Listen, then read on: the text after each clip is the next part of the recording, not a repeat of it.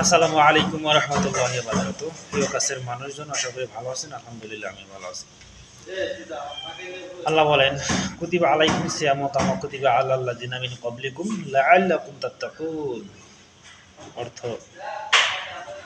হে মানব সকল, তোমাদের জন্য তোমাদের জন্য রোজা ফরজ করা হয়েছে, যেভাবে ফরজ করা হয়েছিল তোমাদের পূর্ববর্তীগণদের উপর, যেন তোমরা খোদা ভীতি অর্থাৎ তাকওয়া অর্জন করতে পারো।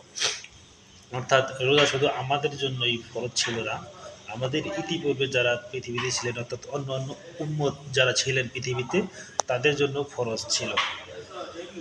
বাট বাট যারা এই রোজার আয়াত যখন নাযিল হলো, তখন যেন কেউ না বলতে পারে যে না, এটা তো আমার উপর তাদের উপর জুলুম হইল, এরকম যেন না বলতে পারে। এই জন্য আল্লাহ তাআলা উল্লেখ করেছেন যে এটা তোমাদের উপর যেভাবে ফরজ ছিল বা আছে, এটা পূর্ববর্তীগণদের উপরে এটা ফরজ করা হয়েছিল। এই জন্য আল্লাহ তাআলা এই আয়াতটা নাযিল করেন। যাই হোক, আল্লাহ তালা আমাদের এই রোজাকে কবুল করুন এবং দীর্ঘ এক মাস যেন সহি সালামতে হক আদায় করে রোজা থাকতে পারি, এই তৌফিক আল্লাহ তাআলা আমাদেরকে দান করুন। আহ, এই রোজার মাধ্যমে আমাদের ভিতরে যত হিংসা, হানাহানি, মারামারি, জটিলতা, কুটিলতা সমস্ত কিছু যেন দূর হয়ে যায়, আমরা যেন ভালোভাবে থাকতে পারি, সবাইকে ভালোবাসতে পারি। এই বলে শেষ করছি। আপনি ভালো থাকুন, আপনাদের আশেপাশের মানুষগুলোকে ভালো রাখুন। আসসালামু আলাইকুম ওয়া রাহমাতুল্লাহি ওয়া বারাকাতুহু।